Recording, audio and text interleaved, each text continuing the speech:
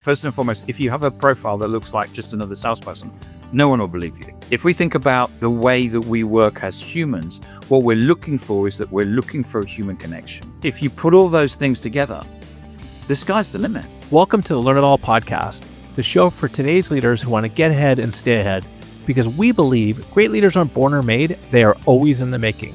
I'm your host, Damon Lemby, two-time best-selling author and CEO of Learn It, a live learning platform that has helped upskill over 2 million people. My guest today is Timothy Hughes. He's the author of Social Selling and the CEO of DLA Ignite. You want to pay attention because we're going to discuss things like why your LinkedIn summary title is the most powerful thing about your profile, how to turn content and comments into real pipeline, and how using Timothy's framework helps SDRs book a meeting a day, no cold calls, no spam. So Tim, you've been running a benchmark across all your clients, I believe, for over 2 years. Before we get into mindset, philosophy, and all that, what are you doing that's helping them outperform every other sales channel they use? So we started the benchmark. Mainly the reason behind it was because that nobody believed us. Because people are so used to getting pretty much nothing from cold calling and sending spam emails, that when you say to them that you can get the average SDR using our benchmark is getting one meeting a day, and there's no other sales method that will allow you to get that sort of level of response. And so what we did was we started the benchmark, which is basically measuring all of our clients, and we did that. It's over 2 years ago now. And it's still the same. We're able to tweak the benchmark sometimes, because we're able to get a little bit better. But generally, on average, the average SDR is getting one meeting a day, and that's being connected through their conversations that they're having on LinkedIn, which is amazing. Yes. Yeah, and the main thing is that the people misunderstand about LinkedIn. People think it's a sales channel, and it's not. It's a social channel. It's a social network, and as soon as you stop selling, and it's a kind of a cliche saying that, but you will get better results. Because people, as we all know, the worst thing, the worst thing that happens, and we get it every single day, is that someone will basically connect and pitch. And of course, we all hate it. Nobody wants it. And unfortunately, people still think that's the way that you sell. But you can, unfortunately, they're just shooting themselves in the foot. I get it all the time, and I can't believe that people still do that. So before we get into how you help your customers, let's just take it back a little bit. I mean, you've been in sales, I believe, for over 25 years. When did you realize that social selling was the way to go and made that shift? I've been in sales 25 years.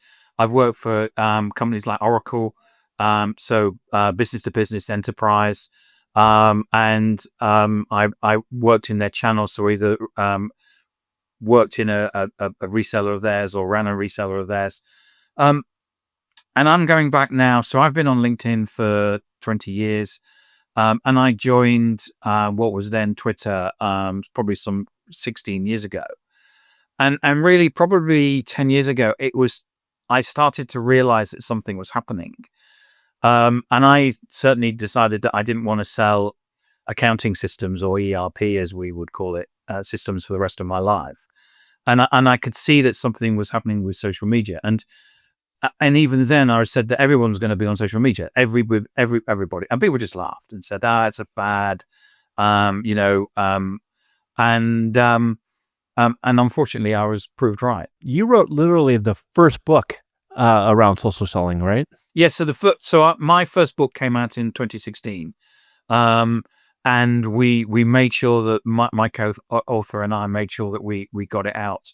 And so the first book.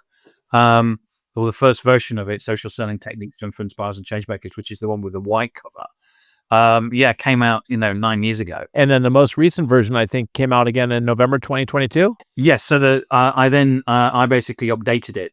My co-author didn't want to go on the journey for this one, so this was just me, and this was updated in 2022. So And it's amazing how much has changed in those years. Well, let me just ask you this before we get into the three things we talk about. So 2022 is 3 years ago. Has a lot really changed since then? That's going to mean we need to have you come out with a third version? There is a there's a third version on the way. I mean, AI has changed so much, and there's so much that we can do with AI. So yes, and I think the thing with AI is don't ask me to make any pronouncement about what's going to happen in the future, because it's somebody today will say there's no way AI can do this, and tomorrow OpenAI and Sam Altman will basically announce that they can do that. So there's no way to tell, right? There's just no way to tell. So, I mean, I'm with you on this. I heard you say that. I mean, like, social selling has changed. It's changed everything. It's changed the world. Let's go through, what are your three things that people need to be doing on LinkedIn if they want to be successful when it comes, especially to B2B sales? Okay. There's three things that you need to on social selling. There's your profile, there's your network, and there's content. So if we go through those things, so if you connect with somebody, you send them a message, you do anything on LinkedIn, the first thing that a person's going to do is they're going to look at your LinkedIn profile. It's a given. So you have an opportunity to make a first impression. So what do you want that first impression to be? Do you want that first impression where they look at you and go, "Oh no, here's another salesperson that's going to spam me"?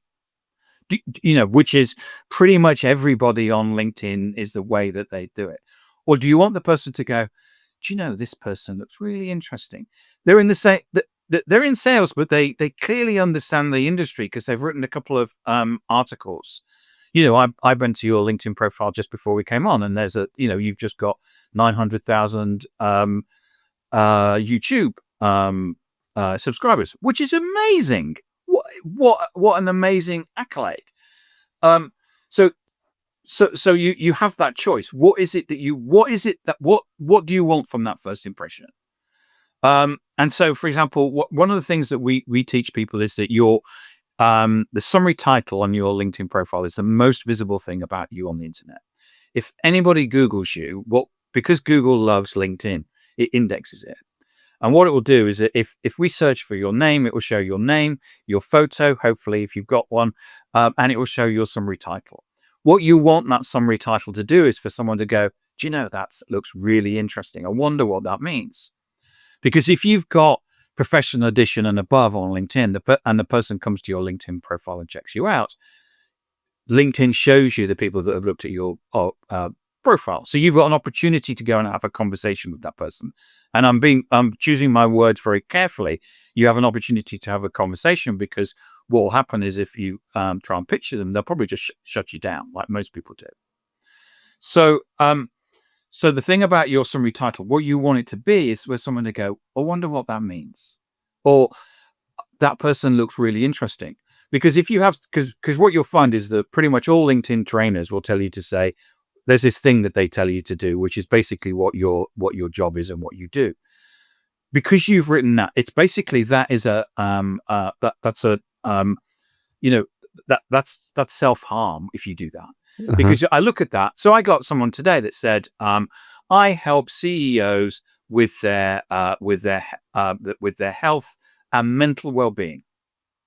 So what do you think, if I connected to that person, would happen within 10 seconds of connecting with them? They're going to send you a message saying, "How's your mental health and well-being? I'd like to jump on it." Mr. CEO, how's your mental health?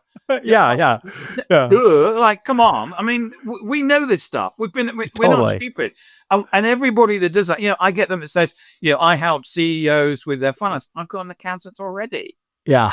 and this is the mistake that people make, that they think, what I've got to do is I've got to go on LinkedIn and sell. No. You've got to go on LinkedIn and have a conversation. If you'd written something like, I'm a big, I support Liverpool, so I'm a big Liverpool fan, and I'm really happy that they've just won the championship here in the UK. I would have connected to the person. Mm-hmm. And they may have come back to me and said, well, oh, thanks for connecting. And I say, yeah, well, you're a Liverpool fan. He said, oh, I'm a Liverpool fan too. Why don't we get on a call and have a chat? So what I've done is I've turned something where it's from a pitch to actually something where we're having a conversation. Because if I'm talking about Liverpool or the kids playing football or rowing or something like that, I don't feel that you're suddenly going to turn around and pitch to me. What I feel is that there's a conversation. Now, one of the mistakes that people often make is about that call is that they think it's a sales call, and it's not. It's a conversation. So the classic thing that will happen is that with salespeople is that whenever we teach salespeople, they get the meetings and then they say, once we get the meetings, it doesn't work.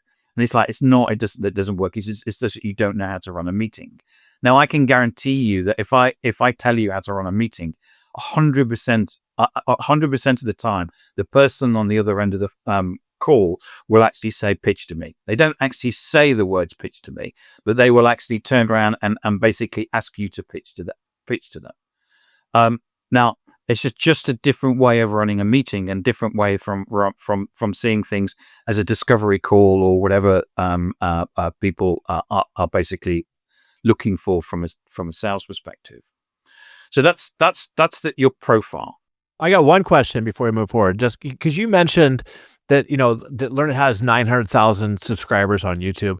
Is that something that you think I should put in my summary right there? Or is that just too braggy? Because sometimes I see people who say, I have 50 million downloads or I have 100 million in sales. I mean, what's your thoughts on that? It's too braggy. That's what I thought. Because what happens is that I will come to your LinkedIn profile and I will read your LinkedIn profile. And I will pick that information up by looking at your LinkedIn profile. The thing about your summary title should be your why, not your what. I like that. Yeah. Okay. And that we quite often get people, we'll get people saying, oh yeah, I'm passionate about digital transformation. No, you're not. You do not get up on a Saturday morning and go, hey, I'm going to do some digital transformation today. You go out and play football, or you go cycling, or if you won the lottery, you wouldn't be doing digital transformation. I can assure you that. I love it. It's what your passion is. I've got I'm mentoring somebody at the moment. They just by changing their summary title and they're starting to rewrite their profile. They've had inbound from a friend who said, I didn't know you did that. Can we have a conversation?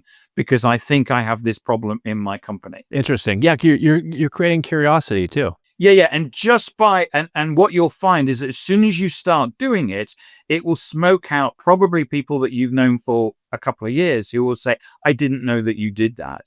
And we often see as soon as people change their profiles, what will happen is that there will be opportunity because they will get opportunity from that. The second thing, number 2, is about your network. If you're not connected to the people that you're trying to influence, so ultimately the people that you're probably trying to sell to, you are invisible. And this is the thing that people just, again, another thing that people can't seem to grapple with, which again is that you need to be connected and so they can see you. Because we're going to talk about content in a moment. So if we take LinkedIn allows you to send, if you've got professional edition above, you can send 200 connection requests a week.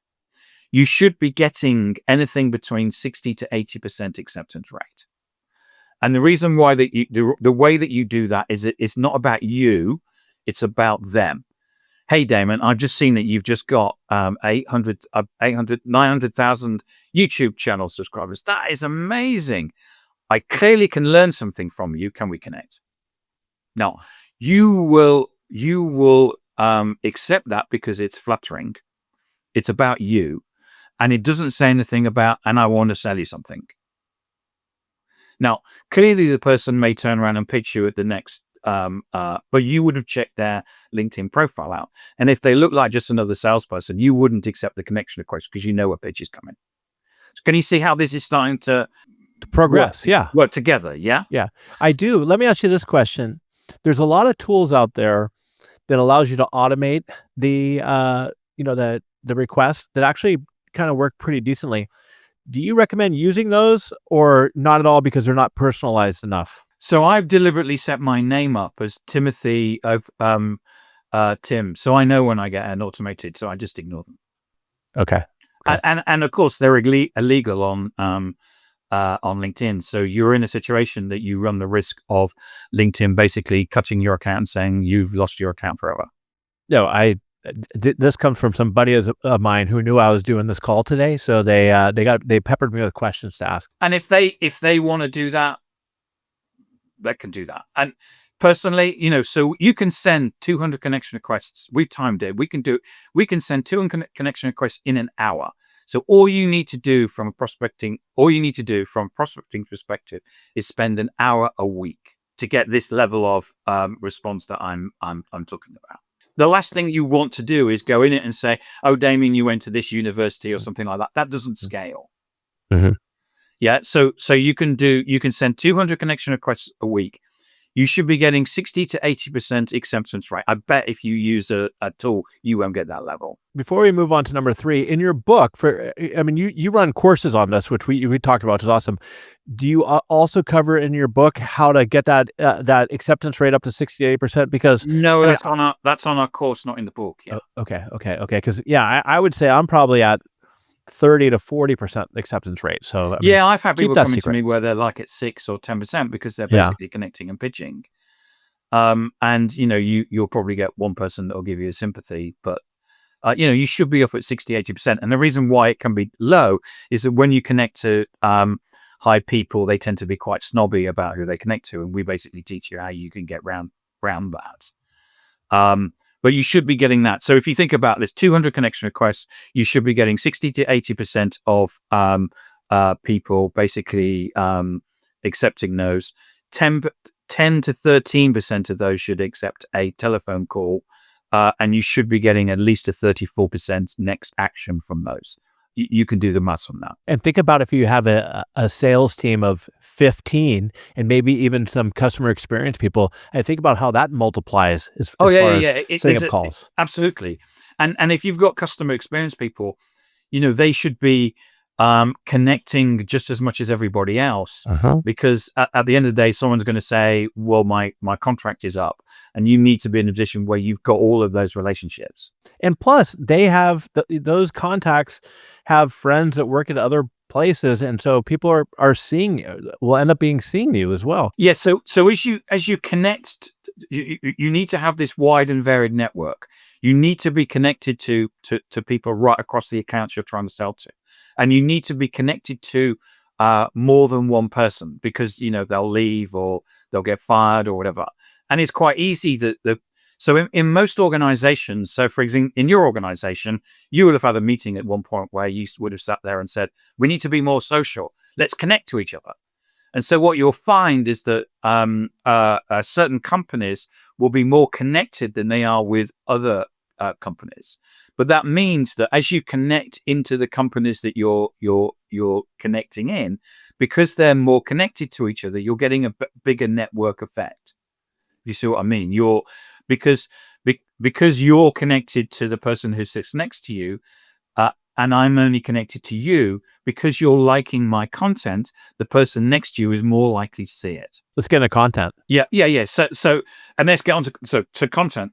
So again, LinkedIn is a platform where people come to learn, they come to be educated, they're looking for insight, they're looking to be entertained. They're not interested in brochures, case studies, brochureware, white papers. That's you can get all that off your website. What we're looking for is, as a buyer, if we take all of those things into account, your profile. Is this person going to help me? Do they really understand the subject? Do they understand my business issues? Do they understand my industry? So we're looking to see that both in your profile. Then when you're connecting to people, we're seeing that as well. And then what we're doing is that we're seeing that in your content. Do you really understand the market I'm in? The other thing is that if we think about the way that we work as humans, what we're looking for is that we're looking for a human connection. Because if we have something in common, we actually trust each other. So I talked earlier on about first impression about your profile. If I get onto a call like this, a Zoom call or a Teams call, usually the start of the Teams call will be about what is it that we have in common? Where do you live? Do you have family? Are your children in school? With me, do you have elderly parents and stuff like that? So there's what we do is that we find things where we have that commonality, because at that point that we trust each other. So one of the things that you'll find is that personal content on LinkedIn actually always does way better than company content. So the reason for that partly again is the fact that if I write something, I've got the best product in the world. We're really excited about it, and I'd love to talk to you about it. You're unlikely to either like it or comment on it, because what will happen is that as soon as you comment, you go, "Wow, Damon's great. Damon, would you like to get on a call and talk about the product that you've just?" No, you don't. Whereas if I say, from the earliest days, I loved playing football. Now I'm a bit older and I've had to, I live my football life through my children, and I spend all the time in a taxi, basically taking them to football games. Here we are on Saturday playing in the league, and there will be people out there that'll go, "That's exactly the same as me. I spend all my time driving around. I like that. Oh yeah, here I am. I'm actually on the phone." Because you don't think that you're going to get someone's going to come back and hit you with a pitch. Pitch. So I'll give you an example about one of my team put this out as a blog of theirs. What he said, and this was the blog that got him the second most number of leads and meetings. And what he said was, "My wife and I love Led Zeppelin. On Friday nights, when I know it's time to finish up what I'm doing and go and join the family for the weekend, she puts on Led Zeppelin. And I know that's my cue to basically finish up what I'm doing and go and join the family. What's your favorite Led Zeppelin song?"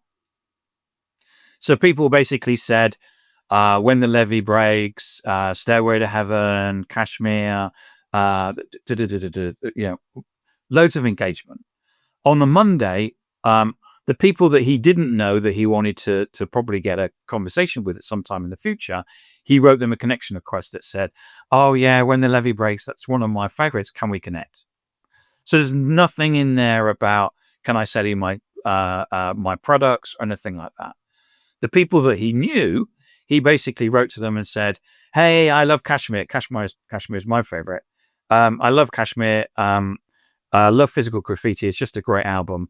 Why don't we get on a call and have a chat?" And again, non-salesy, and that was a piece of content that got him more meetings, more proposals, and more business than, well, it's his second best. And that gives you, so there we are, putting all of those things together. He's written, first and foremost, if you have a profile that looks like just another salesperson, no one will believe you. They'll You walk need right to be by. connected to the right people. And then what you're doing is that you put out content that people are interested in and interested in engaging with, and they'll engage with it. People keep saying there's something wrong with the algorithm. There's nothing wrong with the algorithm. The reason why people aren't getting engagement is because their content's shit. And no one's interested in it. And so if you put all those things together, the sky's the limit. Yeah, I mean, I just as an example, I put a picture up over the weekend of with my kid, with my young son, and talked about how important it is to kind of be present with them, because the days are long, but the years are short. And I got like 69, 70 likes and like 15 comments, which typically I get like nothing, you know what I mean? Or a couple. And I like what you said there, because that answers my next question about how to convert that into a conversation. Is when people are commenting about it, you say, "Hey, I feel the same way too. Let's jump on a call." So I think that's Yes, great. and what you'll see a lot of people doing, you know, is, here's a selfie of me, at a sales kickoff, and they may get 100 likes. Now, one of the issues of that is that it's all the people in the company, so they're basically living in an echo chamber. What you need to be doing with any content is punching outside of your network. The second thing is, it's about how do you harvest that?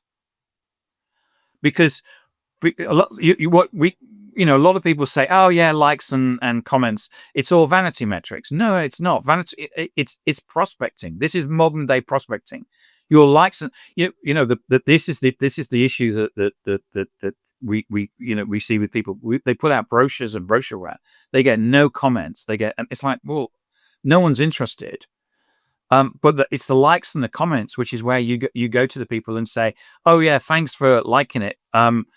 This is this is me and my son playing football. Let's have a conversation about football. Are there any other specific habits that these top performing SDRs are doing that are setting them apart when it comes to this 3-step process? I think so. So we've got one SDR who's getting 25 meetings a week.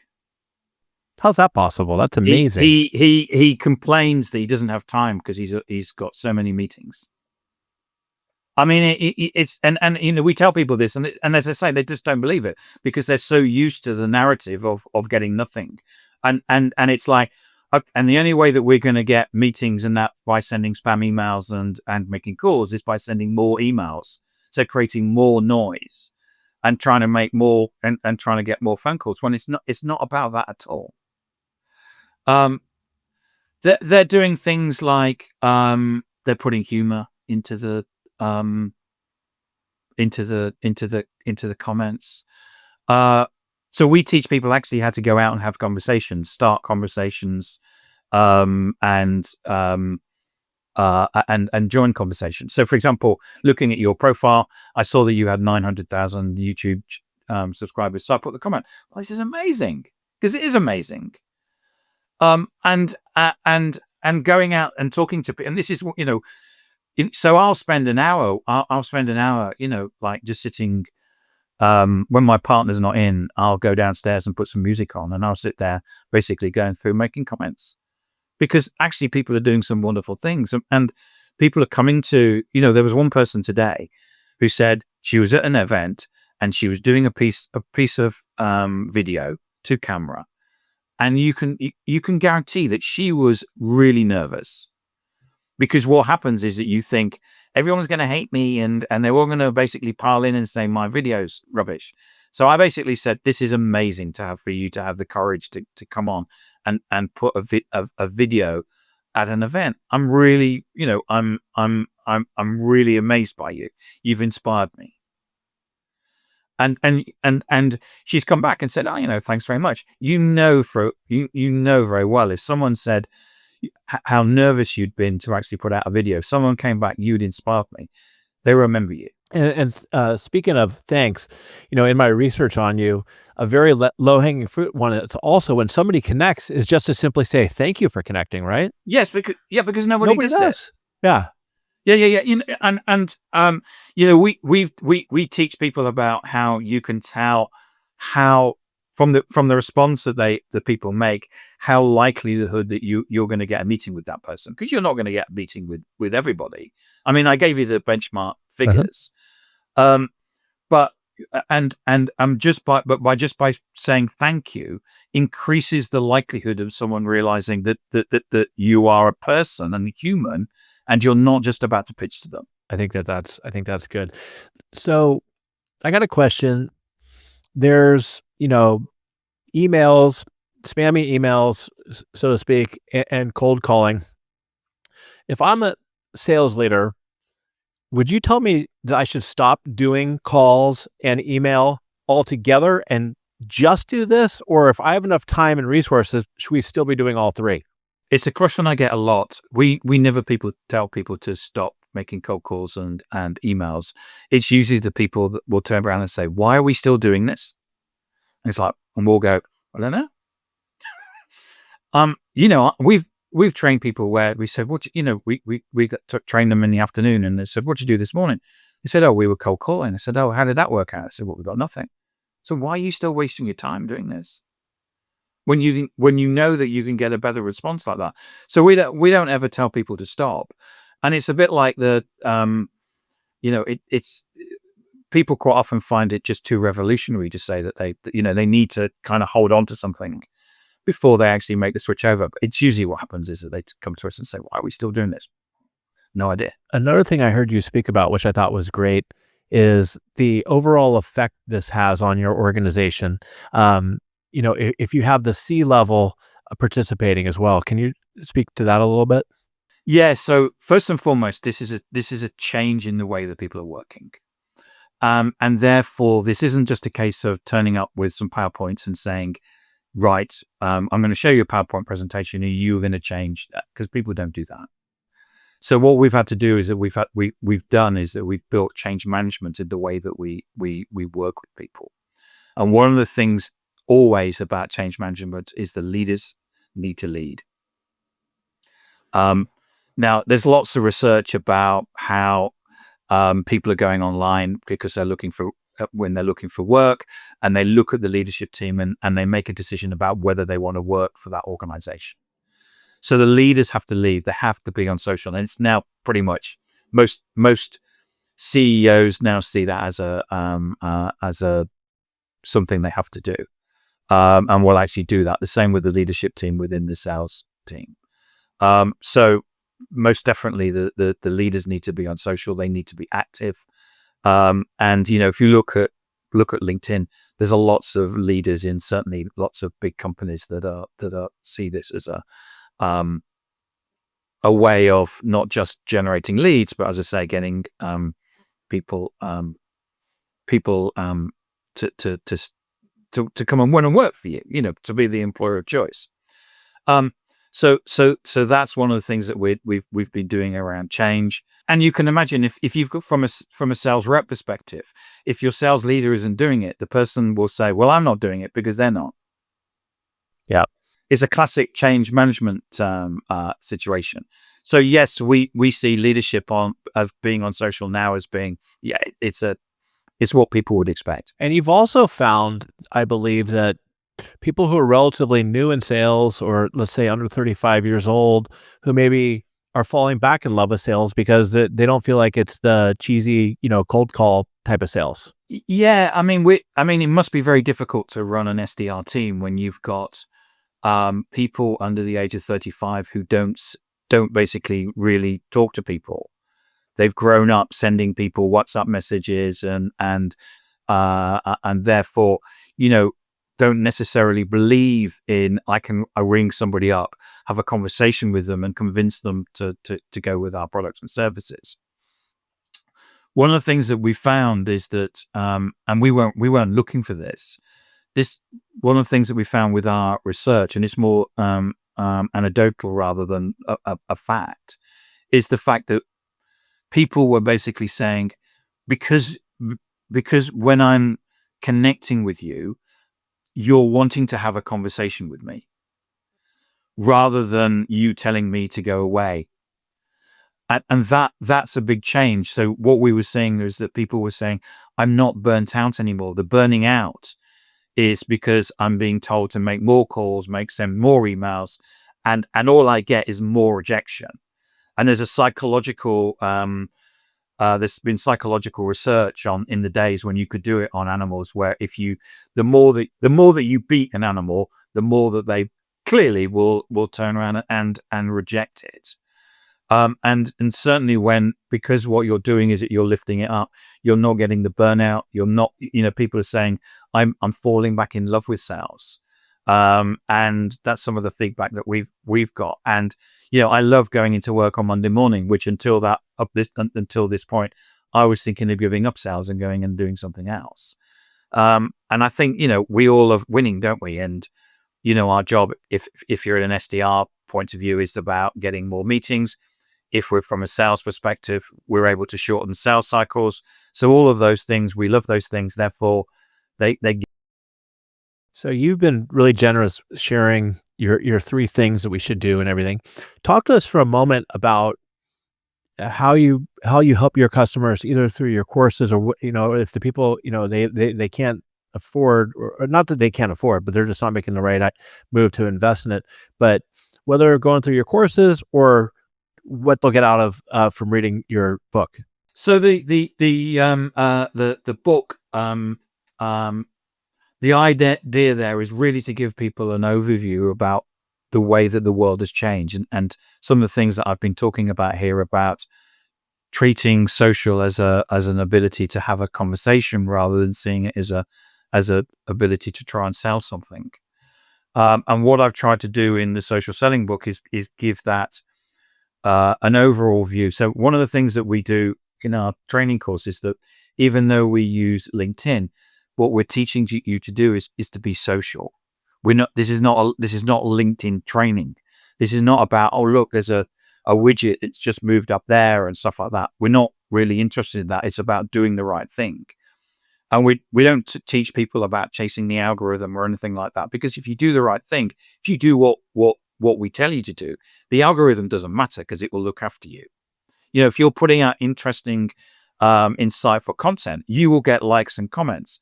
If you're putting out boring content, you won't get likes and comments. It's as straightforward as that.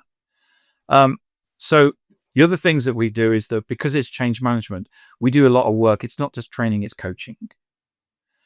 And we teach people from solopreneurs right up to Salesforce, so clients of ours, Oracle, Salesforce, people like that.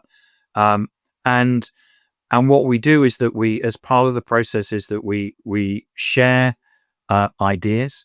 We do exercises. So the first exercise that you do is about your summary title, and that uses something that you probably aware of with social training, which is where you give people an exercise, they go in and think about it themselves, and then they come back and they actually discuss it. So you'll say something and I'll go, I never thought about that. And so you get a team of people doing the social training, and they do a session, and then after that, the week after, what they get is a confidential one-to-one. And that confidential one-to-one is where we see a lot of the change. So as you're probably aware about, and whenever you train an organization, there's a particular bell curve in the way that will train. And what we're trying to do is get as many people being impacted by the changes you can. So everybody learns at a different speed. And what you're doing in that confidential one-to-one is getting someone saying, I don't understand, or I do understand, you need to go faster, or whatever. So you're getting, each of the one-to-ones are completely different, but they bring their own ideas, they bring their own concerns, they bring their own experiences along to those. And what you're able to do is mold the people far more than just sitting in front of people and in a group. 100% it makes sense, because living in the learning and development world forever, sitting through a class, it doesn't affect change. The stickiness and retention doesn't happen. And you and I spoke about this in our last conversation, going through, doing something, giving people the opportunity to think about it and do it, and then follow up with a private one-on-one. Not only does it help them share and their specific stuff, but it also is accountability. I mean, they have to come back and they have to actually do something. So they can't just zone out in the class because they know you're going to come back on doing it. And that's what I think is so important for our listeners out there. It's like the ROI on it is that you're pushing this through, so there's going to be actual real behavior change. Yes. So there's a rule by the Institute of Coaches or something that says that there needs to be, whenever you're doing any group exercise, there has to be a group exercise within 10 minutes. Because what happens is that people start sitting there going, seeing the slides go by, and then an email comes in and they'll go, I just pretend to look at this, but I'm going to read the email. And then if you actually say, and now there's an exercise, they go, oh my God, I need to pay attention. So you've got their attention. And then that there's another exercise, you've got that.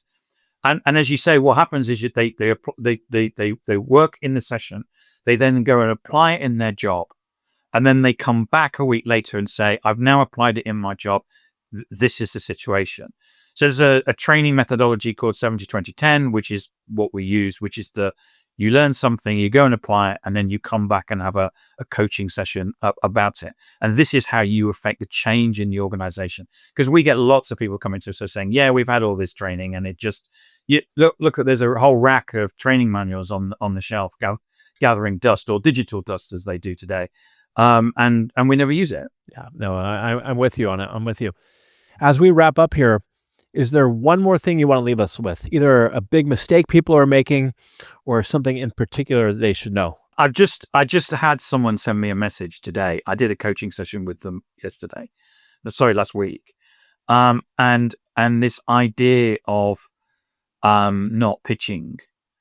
And actually, he's changed his summary title, he's changed his profile, and as I say, already he's getting people that are being interested in him.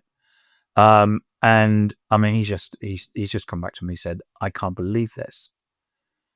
He said, I know that you told me about this. He said, I just thought it was just some sort of make-believe magic. He said, I can't believe that this is working already. And it does. I love it. So just kind of recap a little bit of what we talked about. We talked about your benchmark, the amazing results that are coming through, that LinkedIn and social, it's about conversations, not about pitching, making yourself look a little different. It's not really about you. It's about what's important to other people and getting them curious to start that conversation. I liked how we talked about just saying thank you, because nobody else does that. I mean, people just don't do that. And and just getting in and like I said, again, just don't pitch, have conversations, and be consistent with getting out your 200 your 200 contacts, connects a week. Yeah. And the work that you do is get it up to 60 to 80%, which is crazy. And when it comes to content, nobody cares about shit brochures, so to speak. People don't want that, right? They want something that they can resonate with, so to speak. So, I mean, Tim, you've been awesome. Thank you so much for sharing this. It's kind of funny saying this, but where should our listeners connect with you at? LinkedIn. That's awesome. All right. So everybody out there, hey, look, if you're a sales leader or you know somebody who's a sales leader who's still giving pushback and all they're doing is email spam, and they're just getting no or cold calls that aren't working out, and they are getting frustrated and they are looking for a phenomenal resource when it comes to LinkedIn, we're going to put Tim's LinkedIn in there, of course, and also his company website. Reach out to him or buy his book. It's on Amazon, Barnes. There it is, Social Selling. So it's right there. Go out and pick that up for sure. And until next time, everybody, stay curious, keep learning, and have a great day. Thank you, Tim. So I would encourage my guests to promote the show to their audience. I don't know who would or who wouldn't, but my show just would keep growing and keep growing. Today.